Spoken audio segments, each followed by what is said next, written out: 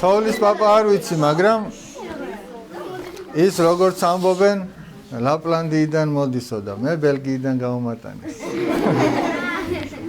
ეგ უფრო ნაცნობი ადგილი. აი, ნახოთ, ზოგი შეიძლება დამარცხებულ, ვინც ღირსეულად დამარცხდება, იმასაც შეხვდება. მარტო გამარჯვება კი არ არის მთავარი. დამარცხებასაც ცოდნა უნდა. არა, დამარცხება მარტო ის კი არ არის, რომ წააგო. რო წააგებ და გამარჯვებულს რომ მთელი გულით მიულოცავ და არ გაიბრუსხები და ეს რა დამემართავ არ იტყვი, აი მაშინ იქნება ღირსეული დამარცხება. შარს რო არ მოუდებ, გინდა თუ არა ეგრე კი არა, ისე იყო და ასე შემდეგ. მოკლედ ახლა სანამ თავარ საკითხზე გადავიდოდეთ და თოვლის პაპა რაღაცეებს გვეტყვის, მე მინდა რომ თქვენთან ერთად ერთი საკითხი გავარკვიო.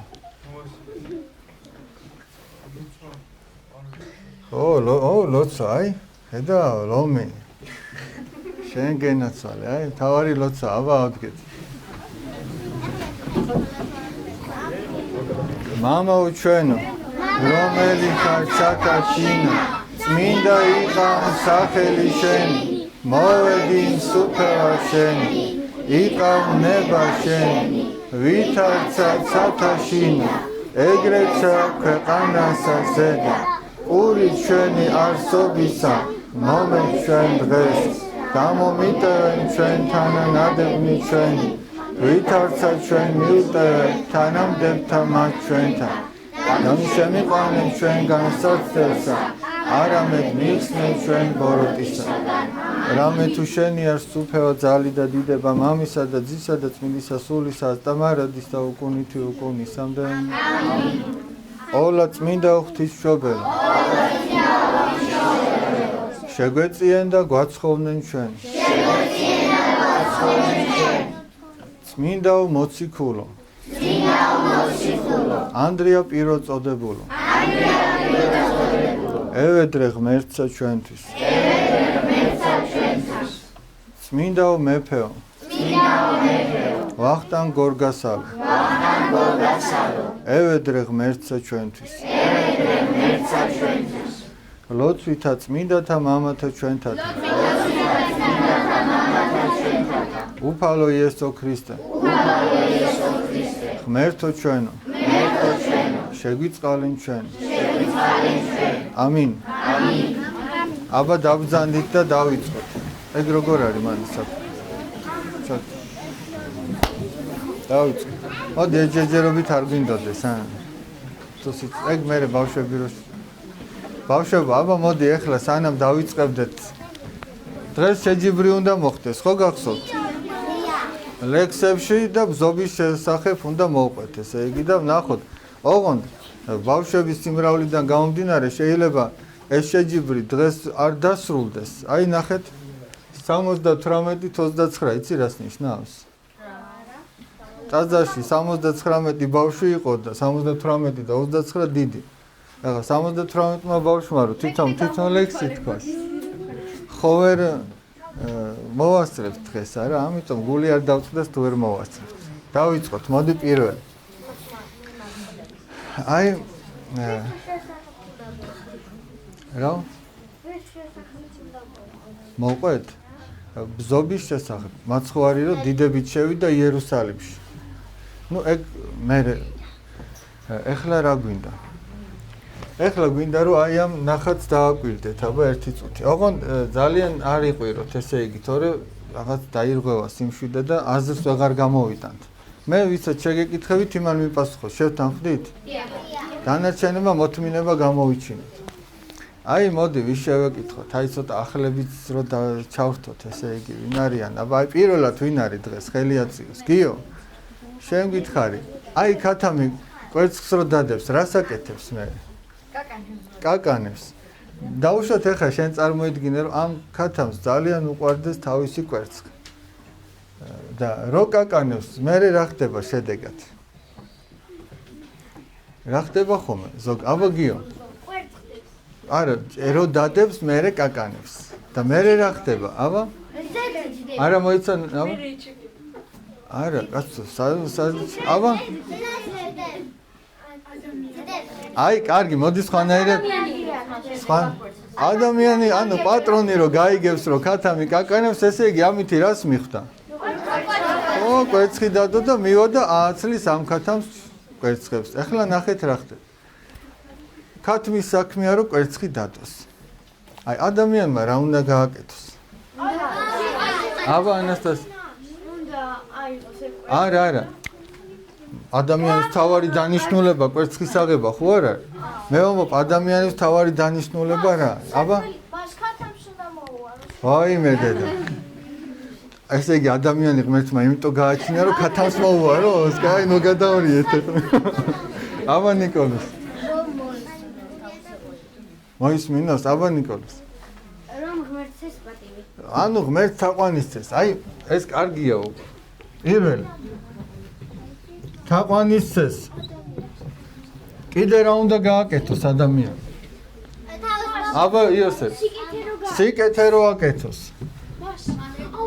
აი თქვენ ძალიან კარგად აბა შენ თავის შვილს ანუ მზრუნველი იყოს კარგი ესეც დავწეროს მოუაროს ბავშვს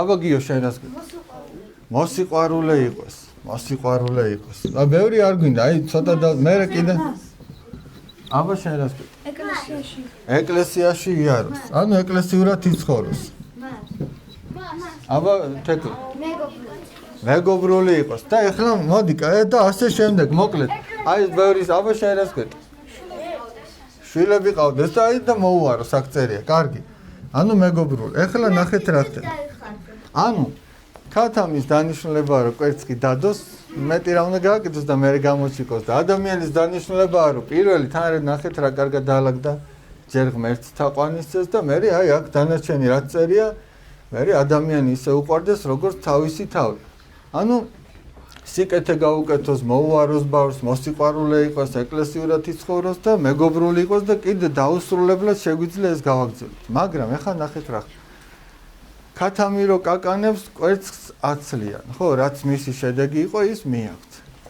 და ადამიანის კაკანი რა არის ადამიანი არა ქათამმა კვერცხი დადო ადამიანმა ეს ყველაფერი გააკეთა და დაიწყო კაკანი აბა არა 64-ში რა უნდა კაკანს კაკანი იცი რა არის აი მე ღმერთს თაყვანს ავცემ აი მე იმდენ სიკეთეებს ვაკეთებ რომ არ იქა მე ჩემ ბავშვს ისე კარგად თული რომ მეტი არ შეიძლება ისეთი ანუ რასაც გააკეთებს სიკეთეს რომ დგა და ლაპარაკობს კაკანებს და ეშმაკი მოდის და მის გაკეთებულ მადლს იპარავს ანუ რაც გააკეთა ესენი კი გააკეთა მაგრამ ესენი წაიშალა იმიტომ რომ მან გამოაშკარავა ესენი გესმით ქათამმა რო იკაკანა კვერცხი წაიღეს ადამიანმა რო იკაკანა ესეთი ვარ ისეთი ვარ რომ ამის სიკეთეებით წაიღეს ეხლა ეს უბრალოდ შესავალი იყო რაც მე მინდა რომ გითხრათ ეს არ არის მთავარი ეს ისე შესავალი ამას ბოლოს გაგახსენებთ ეხლა დავიწყოთ მთავარი მე დღეს უნდა გელაპარაკოთ ორიოდე სიტყვა უნდა გითხრათ რა არის ბარტერული გაცვლა გაგიგონიათ აი წარმოიდგინეთ მოდი დავწეროთ ჯერ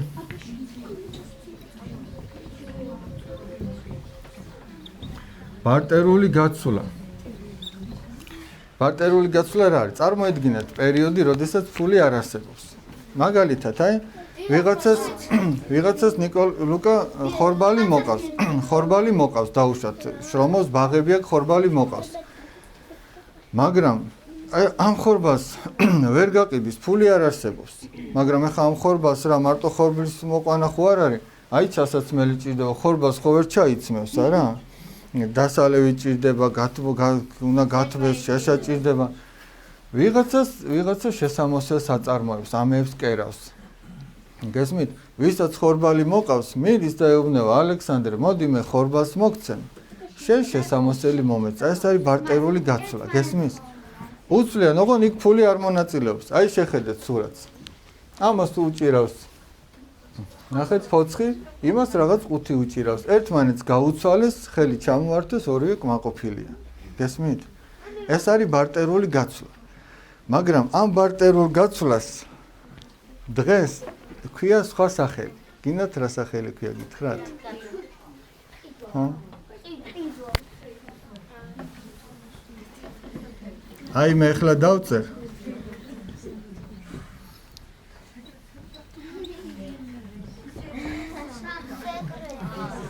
მე რაზეც ახლა უნდა ვთქვა? მე ვიცი რომ ბევრ ადამიანში გაღიზიანებას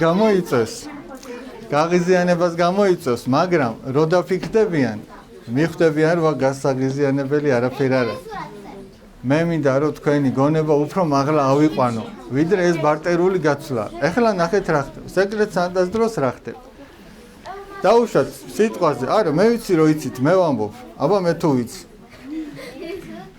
20 ადამიანი გინდა 10 ადამიანი, ну რაღაცა ერთმანეთის სახელებს ჩაყრიან, ვიღაცა ამოვა, იმას საჩუქარი უნდა გაუკეთოს. ანუ მე რომ დაუშვათ აი თეკლას საჩუქარს ვუკეთებ, მე დარწმუნებული ვარ რომ ზუსტად ვიცი რომ ვიღაცა მეც გამიკეთებს. გესმით? ანუ პირობა ხო ესეთია, ყველა ვიღაცას უნდა გაუკეთოს. მაგრამ ეხლა ნახეთ რა ხდება. აი ეხლა დავწეროთ კიდე ერთი ასეთი სახელი. აი მე ინგლისურად ვწერ, იმიტომ რომ ეს ლათინური ასოებით უფრო ცნობილია და აი, ოღონდ ეს ცოტა დავაშორებ. სანტა-კლაუსი ხო წერია? ეს იცი საიდან მოდის? აი, სულ რაღაც 200-ს ამერიკიდან კი არ მოდის. აი, ეხლა რა წერია? სანტა ნიკოლაუს, ანუ წმინდა ნიკოლოზისაგან მოდის. და ეხლა რა გააკეთა წმინდა ნიკოლოზმა ჩვენ მაგაზე ვილაპარაკოთ და მე ისევ დაუბრუნდეთ სეკრეტ სანტას. და მე ისევ ემქათამსა და ადამიანს. ეხლა ნახეთ რა გააკეთა. არსებობდა ამ სახს ყველა ხედავთ? არსებობდა ერთი ღარიბი ოჯახი. აი მამა და თავისი 3 გოგონა. ნახე მამა როგორი მოწყენილია, ხედავ? მამა მოწყენილია, ღარიბები არიან და უჭირს ძალიან და ნუ ეხლა ბავშვები ვერ აგრძნობენ ამას და ამიტომაც არ არიან მოწყენილები, მაგრამ მამა ნერვიულობს. წმინდა ნიკოლოზმა რა გააკეთა? აი საიდან მოდის საერთოდ სეკრეტ სანტა? რომ ეს ხო არის იდუმალი სანტა, ანუ ფარული სანტა. მაცადე. ღამით მოდის და წმინდა ნიკოლოზი, ღვთისმთავარი ნიკოლოზი, რომლის ხსენებაც არის ახლა 19 დეკემბერს. 19 დეკემბერს კვირა დღეს წირვა იქნება, თქვენ კარგი იქნება, მოხვიდეთ დაესწროთ ამ წირვას, ეზიაროთ. წმინდა ნიკოლოზი მიდიოდა ღამე ამ სახლთან და ფანჯრიდან უგდებდა ოქროთის სავსე ქისას, პატარა ტომარას, ოქროთის სავსეს ჩაუგდებდა ისე რომ ვერავის ვერ დაენახა. და მაგრამ წმინდა ნიკოლოზმა ის კი არ იცოდა რომ მე რო ამას ახლა ამ ქისას ჩაუგდებ სახში, ვიღაცა ჩემს სახში ჩააგდებს ქისასო. მაგას კი არ ფიქრობდა. არამედ ფიქრობდა რომ უანგაროდ გაეცა ეს მოწყალება. თან ისე რომ არავის არ დაენახა, ჩუმად. და მე ერთხელ ხო გააკეთა, ამ კაცმა ვერ გაიგო, გაუგნებულია, ვინ არის ნეტა ეს ჩემი კეთილის ყოფილი. მეორეთიც ჩააგდო. მესამეთი კიდე სხვა დროს 3 გოგონა ყავდა და ამითი მან 3 გოგონა გაათხოვა და ეს ბედნიერები იყვნენ და ამ ბედნიერების სათავე წმინდა ნიკოლოზის ფარული მოწყალება იყო. და მე ბოლოს გამოედევნა, აბა ვინ არის ჩემი კეთილის ყოფილი და ამითი აღმოაჩინა რომ თურმე წმინდა ნიკოლოზი ყოფილა. მაგრამ წმინდა ნიკოლოზს კი არ ქონია აზრად რომ მე გამოუჩდეო. არამედ მან იცოდა რომ ფარულად უნდა გაეკეთებინა. მაგრამ წმინდა პაისი ათონელი ასეთ რამეს ამბობს. მოწყალებასო ესეთი თვისება აქვსო, რომ დააბეზღოს თავისი მკეთებელიო. სულაც რომ შენ არ გაამჟღავნო, აი მე ვიყავი ის, ვინც ეს კაი საქმე გააკეთა, სულ არა თქვა, ის სადღაც გამოჩდება. ეგ ღმერთმა იცის როდის, რა დროს და რა სიკეთეს მოიტანს, მაგრამ შენ არ უნდა თქვა. შენი სიკეთე სხვამ უნდა თქვას. ნახე სოლომონ ბრძენი როგორ ამბობს, სხვამ შეგაქოს და არა შენმა პირმაო. უცხომ და არა შენმა ბაგეებმაო. შენმა ბაგეებმა კი არ უნდა დაიწყოს რომ მე ესეთი კარგი ვარ და ესეთი. ეხლა ნახეთ რა ხდება. წმინდა ნიკოლოზმა ეს გააკეთა. ოღონდ მას მისთვის არავის არ უნდა გაეკეთებინა სიკეთე. ისე კი არა, ეხლა ჩვენ დღეს სეკრეტ სანტას ვთამაშობთ. ამას ხო ჩვენ თამაშს ვარქმევთ და ეხლა ეს თამაში შეიძლება უბოროტო, არაფერი ცუდი აქ არ არის. მაგრამ მე მინდა რომ ჩვენ ნამდვილი მოწყალება ვისწავლოთ ფარული. აი სეკრეტ სანტა იცი რა იქნებოდა? მაგალითად აი ჩვენ რო ეხლა შეგვეგროვებინა რაღაცა გარკვეული საშუალებები ან თანხა ან რაღაცა შეიძლება ხილი თუ რაღაცა პროდუქტი ან რაღაცა და ვინმე გაჭირებულ ოჯახთან მივსულიყავით ჩუმად დაგვედო ეს რაღაც რაც მათ ჭირდებათ და წამოსულიყავით ისე რომ არავისთვის არ გვეთქვა. აი გიქნებოდა სეკრეტ სანტა. არ არის ეგრე? ეხლა მე რა უნდა მოწყალების გაკეთებას? მე რო ვიცი რომ ალექსანდრე მე უნდა გამიკეთო საჩუქარი რა, ანას გავუკეთებ საჩუქარს, რა პრობლემა, მეც უნდა გამიკეთონ. აი ბარტერული გაცვლა გამოდის. ეხლა ნახეთ ერთი სურათი უნდა გაჩვენოთ კიდე. ერთი სურათი კიდევ ნახოთ, ეს უფრო მასშტაბურია. ნახეთ. და აი მამა ერთმანეთს რაღაცას აძლევს. ერთი მადუღარას აძლევს, ეს აგურს აძლევს, ის ლიმონათებს, ის შარვალ კოსტუმს, რაღაცას და მაგრამ ეხა ერთ რამეს და არასდროს არ დამთავრდება კი არა. ეს ძალიან მალე დამთავრდება და რატო? აი სიკეთე იკეტება. გესმით? ეს ამას გაუკეთებს ის იმას და მოვა აქამდე და გაჩერდა სიკეთე. მაგრამ მე რო დავუშვათ აი თინათინს გაუკეთებ. ისე რომ თინათინს არ ეცოდინება რომ მე გაუკეთე. და მე თინათინიც მოიფიქრებს რომ მოდი მეც ვინმეს გავახარებ ესე ჩუმად. წავოდა სხვას გაუკეთებს. ისიც მე სხვას, ისე სხვას და ესე სიკეთე გამრავლდება მთელ დედამიწაზე. და თუ ესე ყველა მარტო ერთმანეთს გაუკეთეთ სიკეთე, აი სიკეთე ამ წრეში იკეტება და აღარ მრავლდება. გესმით? შენ რო ვინმე სიკეთეს გაგიკეთებს, მარტო მას კი არ უნდა გაუკეთოს სიკეთე. არამედ სხვასაც უნდა გაუკეთო სიკეთე. გესმის? თორე არ გამრავლდება ესე. ჩაიკეტება ორ ადამიანში და დამთავრდება. მან მე გამიკეთა სიკეთე, მეც მას გავუკეთე. აი ხელების დაგვიბანია, ყველაფერი კარგად არის. მაგრამ სიკეთე არ გამრავლდა. ეს თვითონ ვალი მოვიხადეთ, ესეთი ამბავია, თორე ამით სიკეთე კი არ მრავლდება.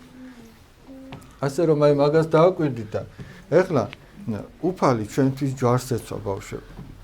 აი ჩვენთვის უანგაროდ სისხლით დაღვარა ქრისტე ჯვარს ეცვა. რა უნდა გავაკეთო ჩვენ იმის სანაცვლო რომ რა გადაუხადოთ სამაგიერო. აი რა უნდა რა ჩვენ მისთვის რა უნდა გავაკეთოთ? აი აეროფერს ვერ გავაკეთოთ. ერთადერთი შეგვიძლია მადლიერები ვიყოთ და ეს მადლიერება ჩვენ ცხოვრებაში აისახებოდეს. აი რა შეიძლება გავაკეთოთ, აბა? უნდა ვაკეთოთ სიკეთე და უნდა სიკეთე ვაკეთოთ ღვთის სიყვარულისთვის. აბა იოსებ. უნდა სიკეთე გავაკეთოთ და უნდა სხვებს ვაჩუქოთ რაღაცეები. უნდა სხვებს ვაჩუქოთ. და კიდევ უნდა ვილოცოთ უნდა ვილოცოთ. ჩვენ თავი დავუმჩაო და სხვა ის არა ქვია. ან როგორ გითხრათ, სხვა გავაკეთოთ. სხვა წინ დავაყენოთ ჩვენზე. აბა შენ რას კვეთ? უნდა მარხო, აი ნახე კიდე ქრისტე ხო პარასკევს ჯვარს აცვეს. და პარასკევს ადამიანი თუ მარხულობს, ესე იგი ის ქრისტეს ტკივილების თანაზიარია. თავის თავს ათმენინებს, კი უნდა რაღაცა რო ჭამოს და რაღაცა ის, მაგრამ მოითმეს და არ გააკეთებს ქრისტეს სიყვარულის გამო. აბა შენ რას კვეთ? აღდგომას ხო, მაგრამ კარგი, აღდგომას კვერცხი უნდა გააკეთო. მოწყალება უნდა გაიყო. ანუ ქრისტესადმი მადლიერება ჩვენი ცხოვრების წესით უნდა ვლინდებოდეს. ნიკოლო, შენ რას ვიტყვი? მადლიერები უნდა ვიყოთ. ქრისტესთვის დავიხარჯოთ. შენ რას გვეტყვი, გაბრიელ? დაუჯეროთ. შობელსაც, მოძღვარსაც დაუჯეროთ. ჩვენს პატრიარქს დაუჯეროთ. მღვდელმთავარს დღეს ჩვენი როგორც წეგანი ვილაპარაკეთ იქ ტაძარში. ანდრია პირველწოდებულის ხსენებაა.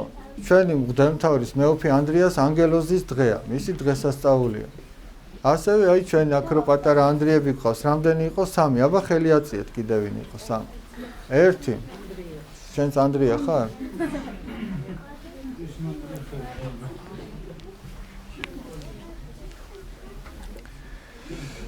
ანუ მოდი ახლა შევაჯამოთ, კარგი?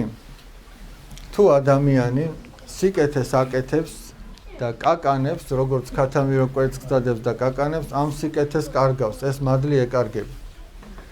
თუ ადამიანი სიკეთეს გააკეთებს, როგორც წმინდა ნიკოლოზმა გააკეთა ფარულად, ეს მადლი ნარჩუნდება და ეს სიკეთე გრძელდება ამით. ჩვენ შეგვიძლია სულაც აი მოვიფიქროთ, მოდი აი რაღაცა შეიძლება მოვიფიქროთ და ვინმეს გავუკეთოთ ესე სიკეთე ფარულად. ყველამ ერთად გავუკეთოთ. აი რამდენი ადამიანი ჩამოთვალე რა ქავართ ნახე 78-ს მივუმატოთ 29 რამდენია ნიკოლოს შენ პატარა ხარ საამისოთ ალექსანდრე რამდენი იქნება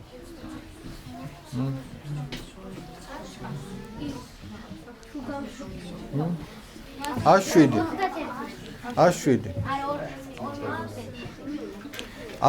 კი არ გამოვაკლოთ მივუმატოთ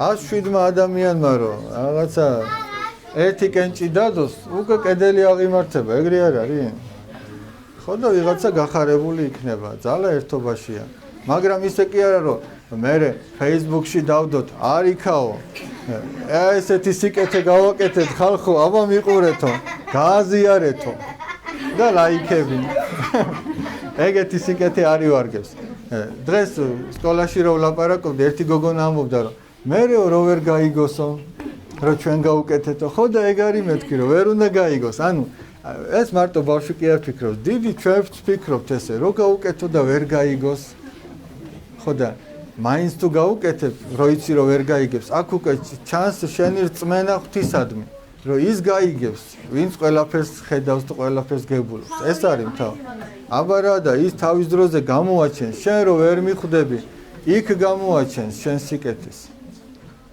მაშ და რაჯობია ეხლა ანასტასია მოდი დავფიქრდეთ რაჯობია რომ აი დაუშვათ შენ ვიღაცას გაუკეთო სიკეთე აი შენ რა ქვია ვაშკაცო აი შენ რო გიოს გაუკეთო სიკეთე გავიდეს 10 წელი და მერე გაირკვეს რომ ანასტასიას თურმე მისთვის სიკეთე გაუკეთებია შენ გიორგის თვალში როგორ ამაღლებული ადამიანი იქნები იცი რომ გააკეთე სიკეთე და 10 წელი შენ არ გითქვი არც მის მერე უბრალოდ თვითონ გამომჟღავნდება საიდანღაც არ არსებობს არ არის დაფარული რომელი არა განცხადდესო უფალი ამბობს არც სიკეთე არ დაიმალება არც ბოროტება და შენ მის თვალში იქნები დიდებული ადამიანი მაგრამ შენ თუ გაუკეთებდი სიკეთეს და გამოხვიდოდი და უბანში დაიწყებდი ყვირს რომ მე გიორგის ფეხსაცმელი უყიდე ქუდი ვაჩუქე და ასე შემდეგო გიოს გამოსვლა შერცხებოდა იმ ფეხსაცმელით ქუჩაში გესმის რომ წინ დახვდებოდა ის ჯერ არ გამოსულა თასმა არ შეუკრავს ბოლომდე და მთელმა უბანმა იცის და